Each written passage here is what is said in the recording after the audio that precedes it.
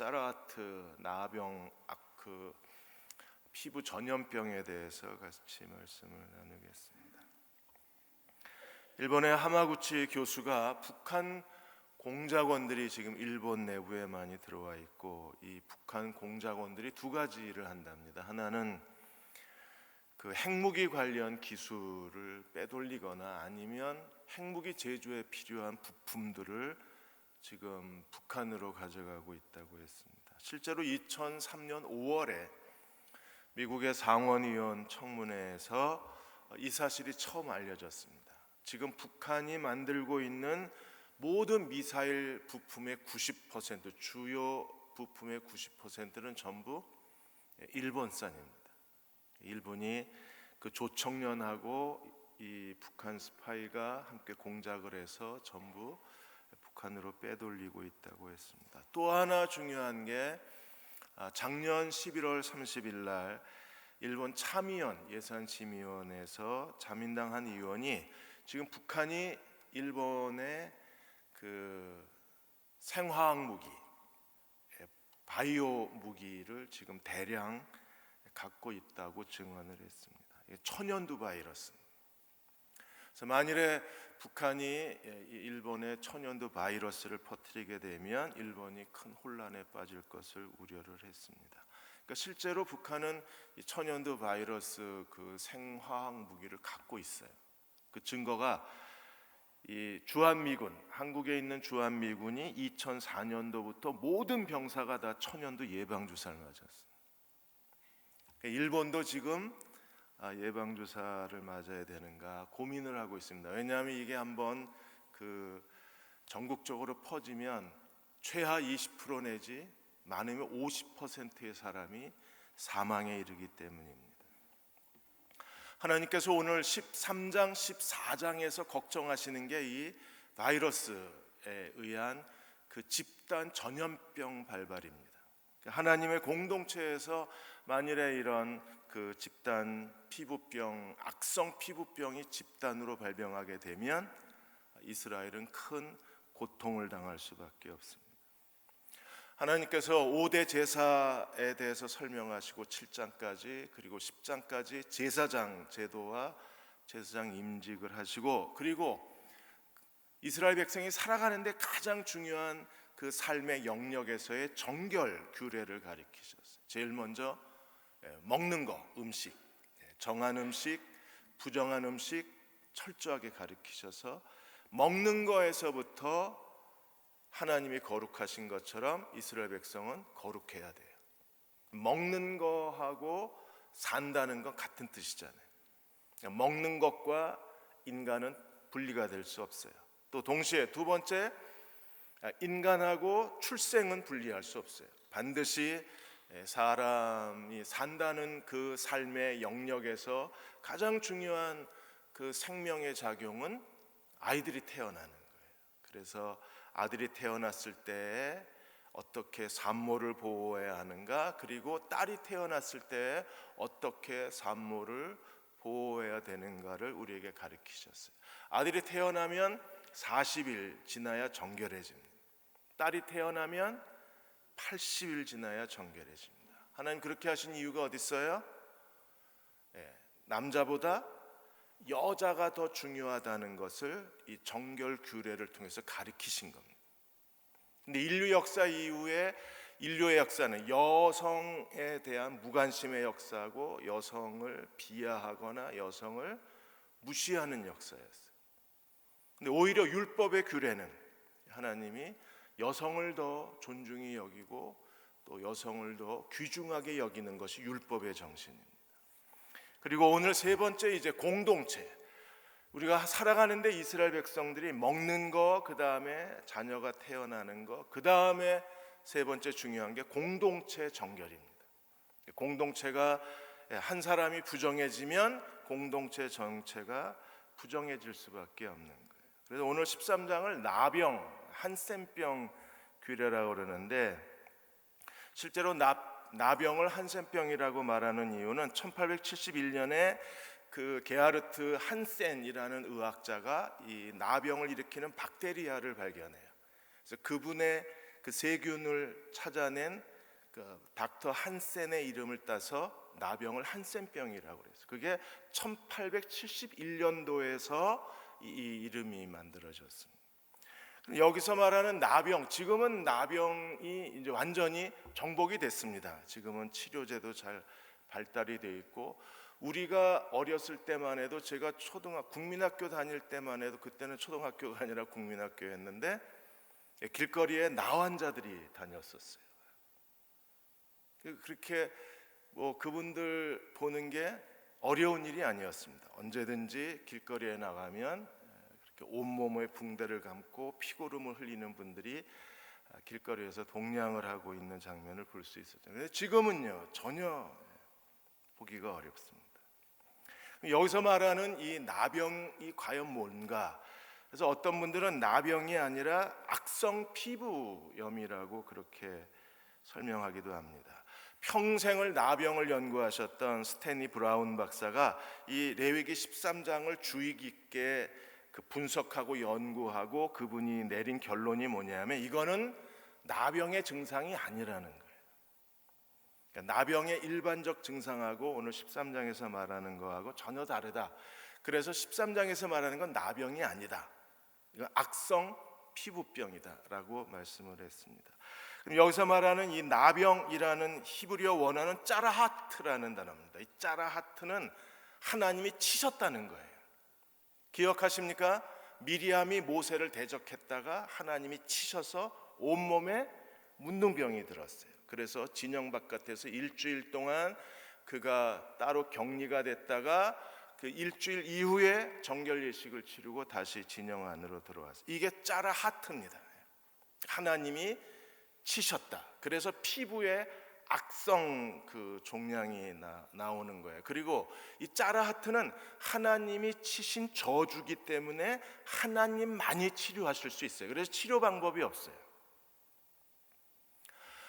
우리가 하나님은 치료하시는 여호와십니다. 만일에 이게 일반적인 나병이고 일반적인 전염병이고 일반적인 악성 피부병이었으면 하나님이 반드시 치료 방법도 말씀을 하셨을 거예요. 그런데 13장, 14장에는 전혀 치료 방법에 대한 언급이 없어요. 정결해져야만 다시 진영으로 돌아와요. 만일에 이 나병이 발견이 되면 추방을 당합니다. 진영 바깥으로. 그러다가 그들이 따로 모여서 살다가 나병이 깨끗해지면, 짜라하트가 깨끗해지면 다시 진영으로 돌아올 수 있어요. 부정하다, 정결하다, 이거는 의학적 용어가 아니라 부정하다, 정결하다는 종교적 용어예요. 그들이 하나님의 치심을 받아서 부정해지면 공동체에서 빼버렸어요. 왜요? 부정이 전염이 되니까. 그러다가 이 사람이 다시 정결해지면 공동체로 돌아올 수 있어요. 공동체, 하나님의 백성의 공동체를 거룩하게 지키기 위해서 하나님께서 이 짜라하트를 당한 사람을 추방했다가 다시 그가 정결해지면 돌아오는 길을 설명해 주신 거예요.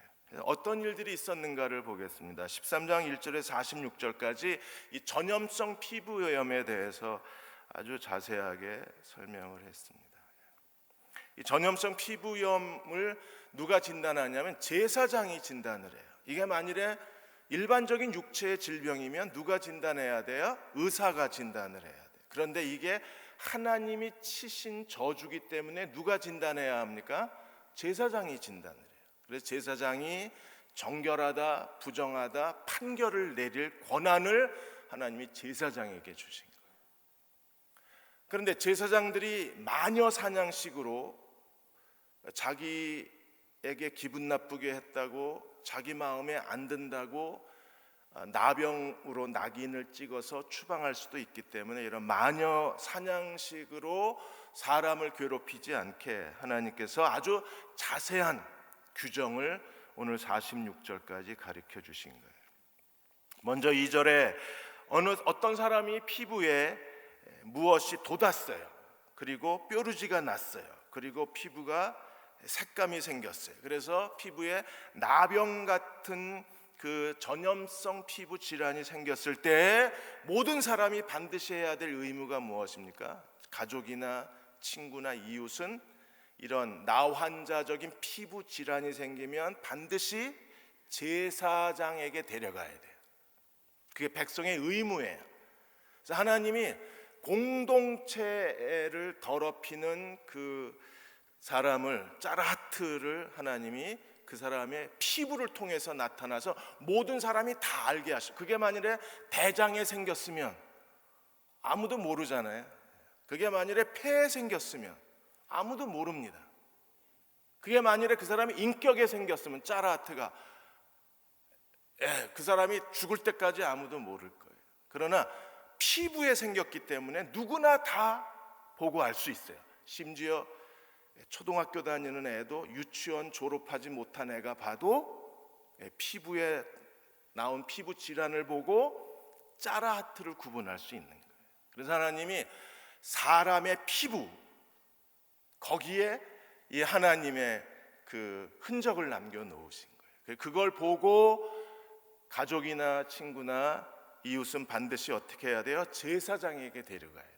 그래서 제사장이 그를 부정한 사람이냐, 나와 이 하나님의 짜라하트의 사람인가 아닌가를 판별해서 제사장이 그에게 선언을 해야 돼요. 3절에 제사장이 일반적인 규정입니다. 이 경계선 환자, 일반적으로 기준점이 이거예요. 3절에 보시면 제사장이 그 피부의 병을 진찰할지니 제일 먼저 보는 게 뭐예요? 환부의 털이 휘어졌고, 이게 제일 먼저 보는 거예요. 이게 계속 반복이 돼요. 그 피부병에 있는 털이 휘어지면 짜라하트예요. 그 다음에 두 번째로 이 환부가 피부보다 움푹 파였으면 짜라하트입니다. 이걸 보고 제사장이 판단을 하는 거예요. 그래서 털이 휘어졌고 환부가 피부보다 우묵하여졌으면 이는 뭐예요? 나병의 피부라, 환부라, 상처라. 그래서 제사장이 그를 부정하다고 하고 격리시켜 버립니다. 더 이상 가족과 함께 살 수 없고 이웃과 함께 살 수 없고 하나님을 예배드리러 나올 수 없어요. 철저하게 격리 조치가 됩니다. 근데 4절에 이게 나병의 환부인지 아닌지 불분명해하면 무려 2주 동안을 계속해서 관찰을 해요. 그래서 4절에 피부에 색점이 희지만 흰데 파이진 않았어요. 그리고 털도 하얗지가 않아요. 반드시 두 가지 조건이 뭐예요? 털이 하얗거나 피부가 파여야 되는데 분명히 피부 질환인데 살이 파이지 않고 털이 희지 않으면 일주일 동안 지켜보는 겁니다.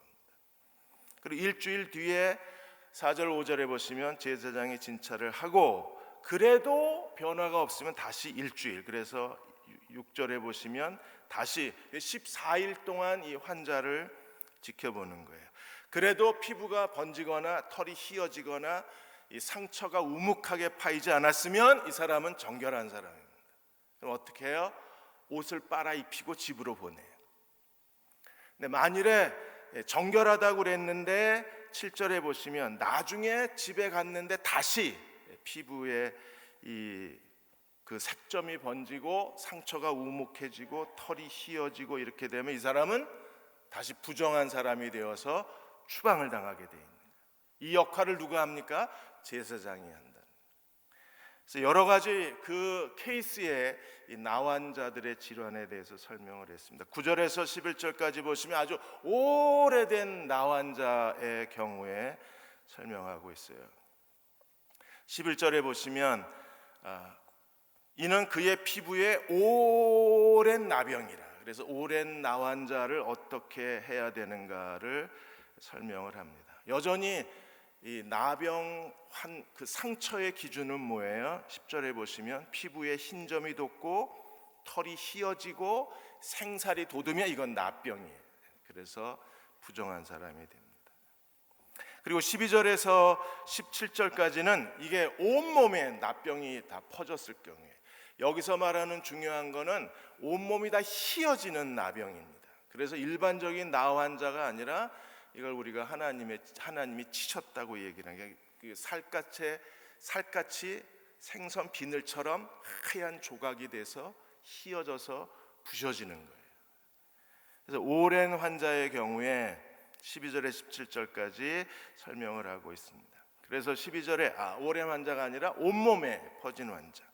12절에 제사장 보기에 나병이 그 피부에 크게 발생하여서 머리끝부터 발끝까지 퍼졌으면, 그러니까 나병이 머리끝부터 발끝까지 전신에 퍼진 거예요. 그럼 이 사람은 어떻게 해야 됩니까? 죽여야 되나요? 종신형을 때려서 감옥에 집어넣어야 되나요? 이 경우에는 오히려 전신에 나병이 퍼지면 정결하다 그랬어요. 그래서 13절에 그를 진찰할 것이요 나병이 그의 전신에 퍼졌으면 그를 정하다 할지니. 왜요? 더 이상 전염성이 없어요. 그 사람 몸 안에서 이미 다 온몸에 퍼졌기 때문에 전염성이 없기 때문에 그를 정하다고 판정을 내리는, 이런 예외 규정을 제사장들에게 가르치고 있습니다.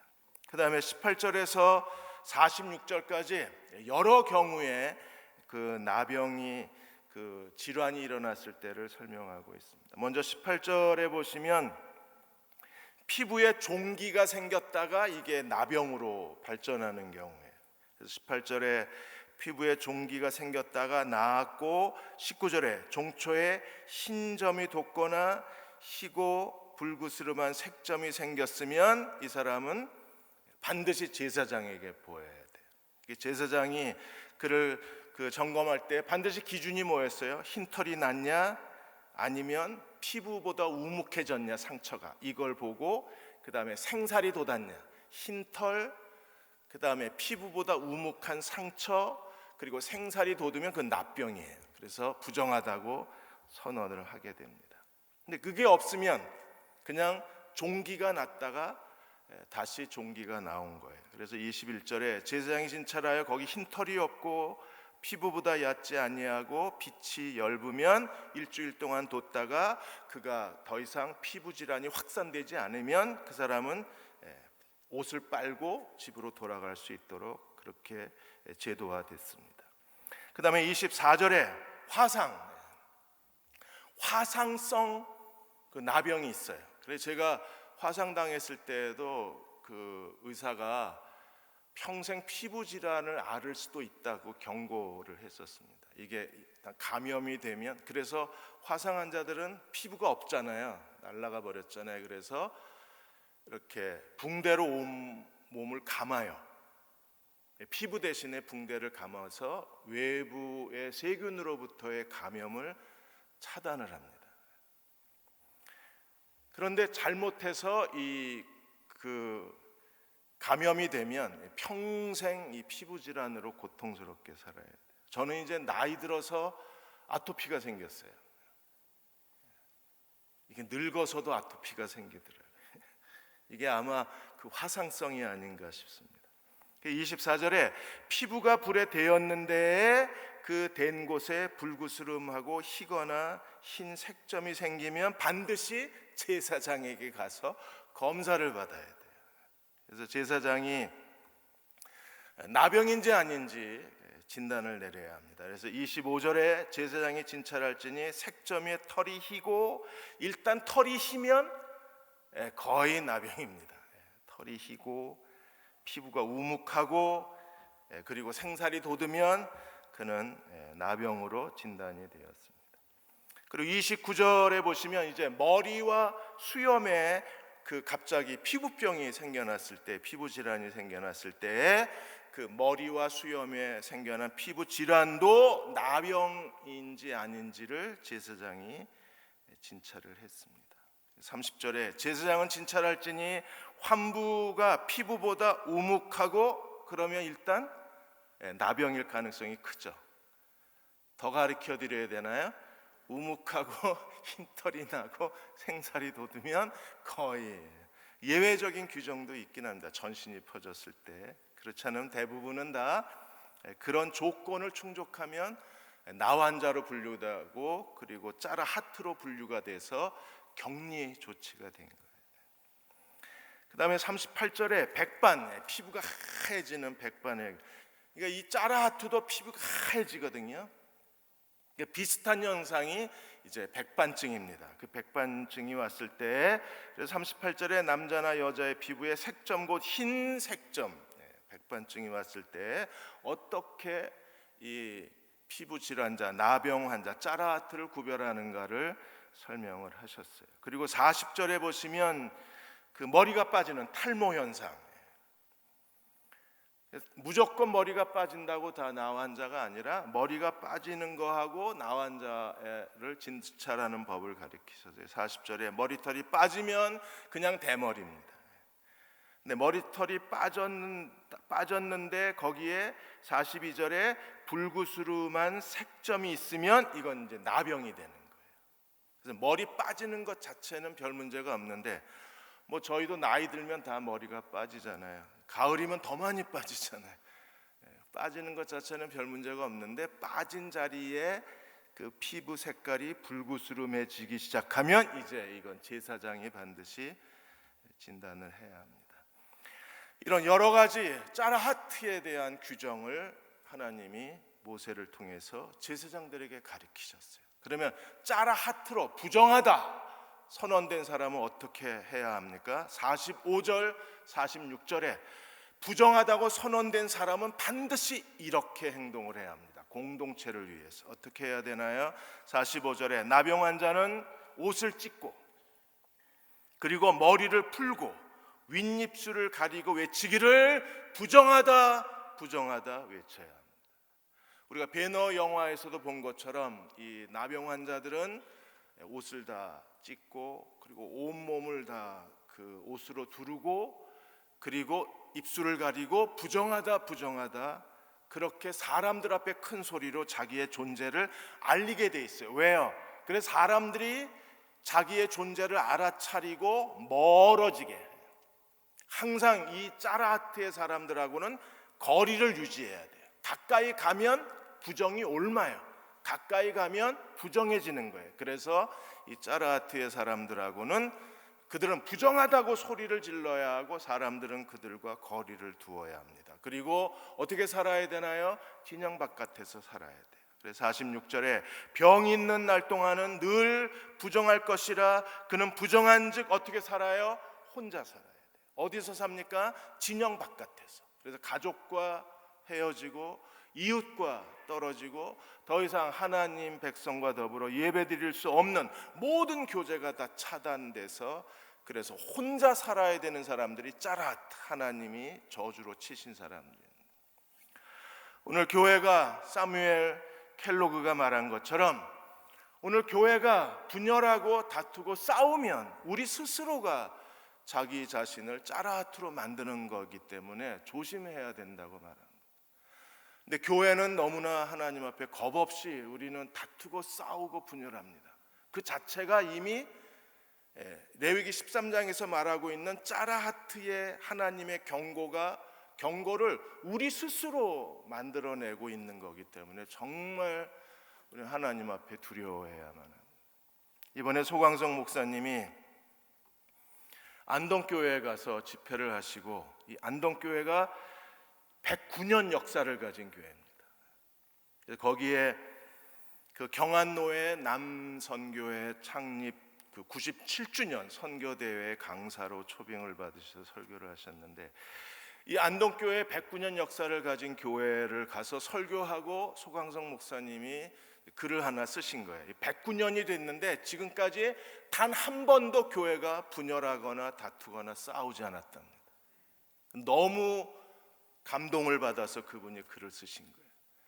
교회가 싸운 게 아니라 오히려 그동안에 109년 동안에 21개 지교회를 개척을 내보내고 그리고 그 당회장실에 그 교회를 섬겼던 목사님, 당회장 목사님 그리고 장로님들의 사진이 걸려 있었는데 너무 소광성 목사에게 큰 은혜가 되었던 거예요. 그러니까 하나님의 은혜가 너무나 컸기 때문에 그래서 그 교회는 109년 역사 동안에 단 한 번도 분열이 일어나지 않은 교회로 그렇게 소문이 났습니다. 여러분 사진에 보셨던 그 석조 건물이 1937년도에 교인들의 헌금으로 지은 건물입니다. 무려 81년이 됐는데도 여전히 건물이 아름답습니다. 건물만큼 더 아름다운 게 안동교회 109년의 역사가 더 아름다운 거예요. 오늘 우리도 하나님 앞에 그리스도 안에서 우리가 더 큰 은혜를 사모하고 그리스도 안에서 하나 되기를 힘써야 할 이유가 여기에 있습니다. 47절에서 59절까지 이제 또 다른 인간 몸이 아니라 인간이 그 몸에 걸치는 거, 옷이나 이불이나 여러 가지 일상용품에 이 나병의 증상이 나타났을 때 어떻게 해야 되는가? 사람의 몸에 우리는 항상 옷을 입어야 하고 이불을 덮어야 하고 여러 가지 일상적인 것들을 걸쳐야 합니다. 그런 것에 나병의 증상이 발생할 수 있어요. 그래서 47절에 만일 의복에 나병 색점이 곰팡이, 이게 사람 몸에만 그 증상을 일으키는 게 아니라 이런 그 옷감류에도 편진물에 동일한 증상을 일으킬 수 있기 때문에 곰팡이류 같은 것들이 발생할 수 있으니까, 그래서 47절에 나병 색점이 발생하여 털옷, 배옷, 그 다음에 48절 못이, 배, 그 다음에 털의 나래씨에는 편진물입니다. 이불이나 아니면은 스웨터 같이 이렇게 그 가로 세로로 짠 직물을 가리켜서 나래씨에라고 말해요. 그 다음에 가죽, 그러니까 사람이 몸에 걸치는 모든 것, 그게 배옷이든지 털옷이든지 가죽옷이든지 그게 이불이든지 어떤 것이든지 거기에 색점이 발생했을 경우에 발견이 되면 어떻게 해야 됩니까? 불태워 버려야 돼요. 그런데 그게 더 이상 번지지 않고 그냥 일시적인 곰팡이류였으면 어떻게 해야 됩니까? 그냥 물에 씻어서 빨아서 쓰면 돼요. 그래서 하나님이 사람의 몸에뿐 아니라 일상적 가정생활에서 우리가 입는 옷이나 덮고 자는 이불이나 일상생활에서의 가죽으로 만든 모든 물건에 대해서 나병의 색점이 나타났을 경우에 제사장이 가서 집에까지 가서 제사장이 그걸 다 진단을 해야 돼요. 그래서 그게 정결하면 빨아서 쓰고, 그 다음에 부정하면 몽땅 다 불태워서 제거해 버렸습니다. 레빈이라는 구약 신학자가 말하기를 하나님이 이걸 제거하시는데, 우리가 13장을 주의 깊게 보면 하나님이 가능한 그냥 아낄 수 있는 대로 아껴서 하나님께서 잘라버리거나 불태워버리라고 명령한 걸 볼 수 있다. 그래서 하나님이 최대한 자연을 손상시키지 않게 하셨다. 여기에 그 저고리에 이 나병의 색점이 발견됐다고 하나님이 그냥 속옷까지 바지까지 양말까지 다 벗겨서 태워버린 게 아니라 거기 색점이 발견된 것만 하나님이 제거하신 거예요. 나머지는 그대로 하나님이 보존하셨어요. 왜냐하면 나병의 인간의 몸에 생긴 건 인간의 죄입니다. 그러나 이런 옷이나 이불이나 가죽에 생긴 건 창조 세계를 파괴하는 죄예요. 그래서 하나님이 인간을 보호하실 뿐 아니라 동시에 창조 세계를 보호하신 하나님이라고 하셨어요. 그러므로 오늘 우리가 이런 죄의 오염으로부터 자기 자신을 지켜야 합니다. 나 자신을 지키고 우리 가정을 지키고 내가 입는 이 옷, 우리의 모든 일상생활의 영역에서 죄로부터 자기 자신을 지켜야 돼요. 왜? 죄가 오면 단절입니다. 관계가 끊어지는 거예요.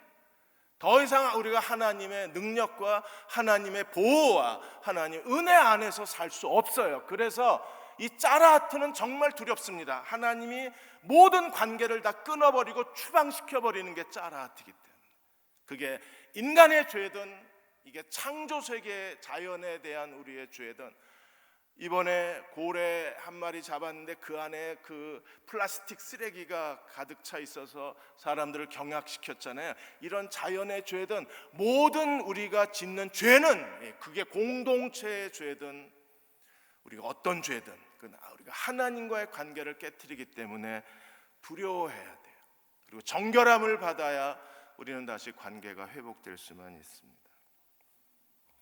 윤영준 목사님이 신발 한 켤레의 사랑이라는 예화집을 쓰셨는데 거기에 허버트 잭슨 선교사 이야기를 하셨어요. 잭슨 선교사가 그분이 선교지에서 오래된 자동차 하나를 물려받았습니다.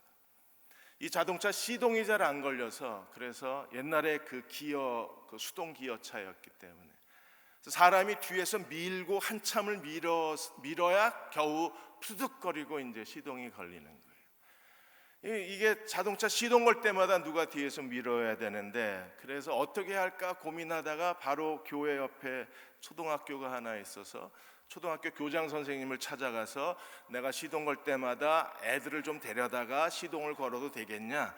평소에 교장 선생님이 신세를 많이 졌기 때문에 필요하면 애들 데려가서 시동을 걸어라. 그래서 자동차 어디 갈 때마다 학교에 가서 애들 데려다가 애들이 뒤에서 밀고 운동장 몇 바퀴 돌면 이제 푸석하고 이제 시동이 걸리는 거예요. 그렇게 2년 동안을 하다가 이제 허버트 잭슨 선교사가 이제 몸이 많이 안 좋아서 본국으로 소환당하고 젊은 선교사가 와서 이제 뒤를 잇게 되었어요. 그래서 허버트 선교사가 이 차는 뒤에서 밀어야 시동이 걸린다. 내가 지난 2년 동안에 그렇게 내가 자동차를 뒤에서 밀어서 사용을 했다. 근데 그리고 초등학교에 가서 내가 허락을 다 받아놨다고 자랑스럽게 얘기를 했어요. 그래서 젊은 선교사가 이 엔진 뚜껑을 열어서 가만히 들여다봤더니 그 엔진 벨트가 이게 느슨해진 거예요. 그래서 암만 시동이 걸어도 시동이 안 걸리는 겁니다. 그래서 이 엔진 벨트 다른 게 없나 찾아봤더니 마침 다른 엔진 벨트가 하나 있어서 그걸 엔진 벨트를 갖다 끼고 시동 걸었더니 단번에 부르릉 하고. 이 허버트 선교사는 2년 동안 헛고생한 겁니다. 우리 안에 짜라트가 있으면요 헛고생하는 거예요. 암만 기도해도 응답이 안 돼요. 은혜를 사모해도 멈춰 있어요. 왜요? 막혀 있기 때문에. 그게 내 몸뚱어리일 수도 있고, 그게 내 가정일 수도 있고, 내가 덮고 자는 이불일 수도 있고, 내가 들고 다니는 비즈니스 가방일 수도 있고, 그게 우리 집의 아들, 딸일 수도 있어요. 짜라트가 일단 발생을 하면 막혀요.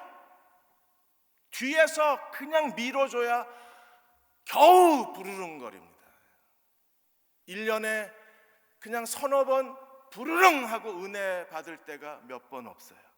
시동 걸 때마다 은혜를 받아야 되는데 이게 시동이 안 걸려요. 왜 그래요? 짜라트 때문에 그래요.